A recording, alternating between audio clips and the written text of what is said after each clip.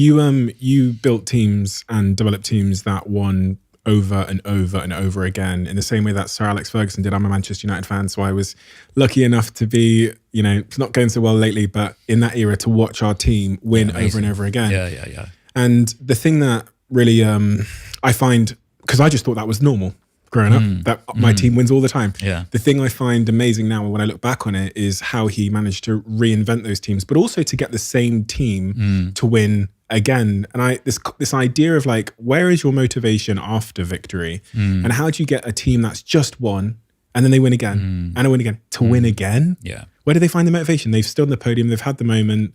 Where does that come from? Yeah, it's a great question, that one. And I think credit to Sir Alex and the work that he did. I mean, I think now looking back, there are those long-serving, successful managers who, like you say, whilst it's happening, it's an era, and nobody really kind of thinks too much. It's just the norm. But then when you realise it's not actually the norm at all, it's something very, very special going on. And I think success is interesting in terms of what it does to people. And I think in sport we're kind of more geared to failure. Really, you lose more than you win normally. And, we kind of recalibrate the goals, dust yourself down and redo your plan and off you go again. But when you succeed, all of a sudden, not many people have a plan for success. Do you know what I mean? So you succeed, nobody wants to tempt fate, I guess. But not many people have a plan for success. And it does impact on people massively in terms of their expectation on themselves, in terms of their hunger going forward.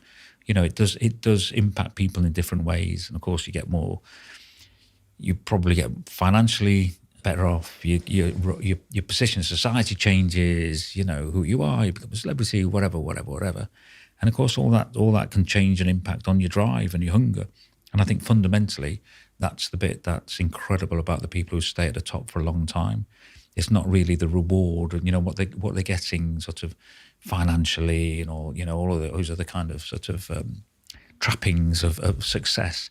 I don't think that's what driving them. There's something else deeper down driving those people forward, and they'll just keep going and going and going. And I thought what Alex Ferguson did ever so well was there's always a challenge with teams when you've got a generation who grow together and they come together, and you'll have a 2, 3, 4 years of amazing success with a group who've bonded and they're on a journey together. And of course, then you start to get towards the end of that, and at what point you bring young talent in and let some of the more established talent go, and there's a transition. And he did that ever so well. He really did that ever so well. And we met and chatted a couple of times about that. Is when I was younger, up in the velodrome in Manchester, he'd pop over to the velodrome and we'd sit there and chat. And that was always one of the big things I wanted to ask him. It was like, okay, what are you watching? What are you seeing? Why are you doing this? What have you seen there that makes you think that's the right time to change? And you're bringing this youngster in here, And he'd say, he'd quite often say that, people get a bigger voice, they get a bigger standing in the dressing room. They might start to second, I'm not so sure about that gaffer, and they'd have an influence, and, there'd be the celebrity, the media and other things going on, et cetera, and definitely sooner rather than later, that would be, right, okay, off we go, and he'd change it. Listening to him talk about it, he knew exactly what he's doing, to be fair to him, and he was a master at it. You've got to have had moments like that in your career where you see that culture at threat or at risk because of an individual. I've had them in my business too. And in those moments, very early in my career, I would try and, I guess, look past, when I was a bit more naive in business, look past it or put things in place to try and mitigate the impact that the negative impact that one individual was having on the overall culture. And as I got older, I realized that I just needed to address the situation ASAP before it becomes like a virus and spreads, right? Yeah. What do you do in that situation where you see an individual in your company? It's a tough one. It really is. I mean, it's an easy one to talk about. It's a very difficult one to do, particularly when, that might be your best player, your best rider, your best performer, and all of a sudden you've got the hitting the numbers and the behaviour's not great. And then you've got to ask yourself, well, we have to just win in, and it doesn't really matter, just win.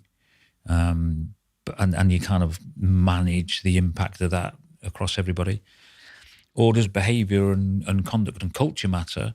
And you want to make sure that you've got some cultural values that you're going to stand by, come what may, and of course, those real moments when they do arrive and you've got to address it, they're very, very stressful. I kind of get very introspective and look at myself in the mirror and think it through. And everybody who works with me will say it takes me time to make a decision. And I think because I think of every permutation and I think it through so much emotionally, I don't think I can't actually. I'm just so engaged with those things that I've really, really got to think carefully about them. And I've had to make a couple of pretty big decisions along those lines. And in the end, I thought, right, what do I believe in?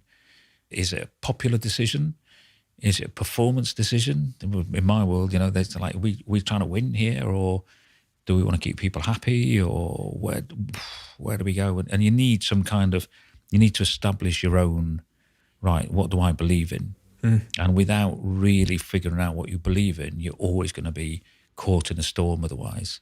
And it's always going to be mentally excruciating, I think, because you're never quite sure. So I like to anchor myself in, right, what are my values, what I believe in, and how does that apply to this situation? And then, okay, well, that's it. And if it goes wrong, I always want to be able to look back and say, okay, well, I made decisions based on my principles. I didn't make decisions based on that particular moment. Doesn't matter how difficult it was. And I'll stick to that. And I've had one quite recently, actually, or two, actually, in the last 2 to 3 months, which were pretty challenging decisions like that. And on both occasions, I've gone right back. And I tend to, I don't know if it's a good thing, probably not a good thing for the people around me, but I've got a few, people I really value their opinion, and they're sort of like, I'll chat away to them and I'll ask them questions. And I think sometimes they think, okay, I'm going to make that decision, or he's asking me to make this decision. And what I'm trying to do is just kind of run through my thought processes and sound it out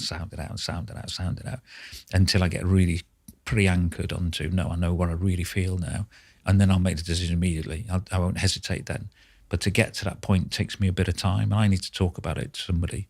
I need to express it vocally, I think, to really make sure I understand what I'm thinking. Because if I can't explain it to somebody, I'm maybe not quite there. So just thinking about it in my own head, or even writing it down for myself on big stuff, I like to try and be able to explain it to somebody to then understand fully that if I can explain it to somebody, I think I've pretty much got it. Whereas if I just in my head explain it to myself, who knows what the hell I'm talking about, So yeah, it's quite an agonising process. But you just need your principles in the end. You need a decision-making framework. Yeah, based on you principles. Do, yeah. It's so because everyone can relate to that, even if they've not been in your position. I mean, we all face really tough moments where we kind of arrive at that pass, and we have to decide if we're going left or right. And the worst possible thing is often making no decision, right? Making no decision, or making a decision that you thought was the right decision because you thought it was the right thing to do, but it wasn't actually what you thought. And I think we're always fearful of the consequences of our decisions. So I think quite often, I say to our guys sometimes, okay, let's imagine we've got a problem, and take away, we're going to have a group discussion about something, and imagine that all of our riders didn't have emotions. They were just robots. And what would you do? And they go, it's simple. You just do this, this, and this. Okay, so now we put the emotions back in, and that's what's that doing to you? Why is that changing your thinking? And then, of course, got people's feelings, and you might have conflict. Somebody might not be happy, and that then impacts, because we're trying to second guess the emotional response of a group, or you're trying to second guess how somebody might feel, or whether they're going to come at you, or it creates conflict, or.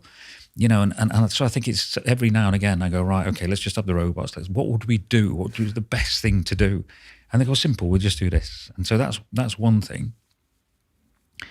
I think if you think that, right, the consequence of whatever we decided about, nothing bad happens. Nothing bad happens. Absolutely. So you can make any decision you want and nothing happens. Nothing bad happens. What would you do? And people's mind freed up immediately. They'll make a good decision probably, but it's fear, or it's the consequence of this might happen, or that might happen, or it might go wrong, or this, or that, or the other. They might not be happy, or they might not be, and it impacts your decision making really. So you're getting all these biases, these emotional biases all the time. And don't get me wrong, sometimes a gut feel is a good thing, So, but on the other hand, I think if you strip out the consequence of like nothing bad would happen, and also other people's emotions. What would you do? Most people get pretty quickly to where they'd want to be, you know.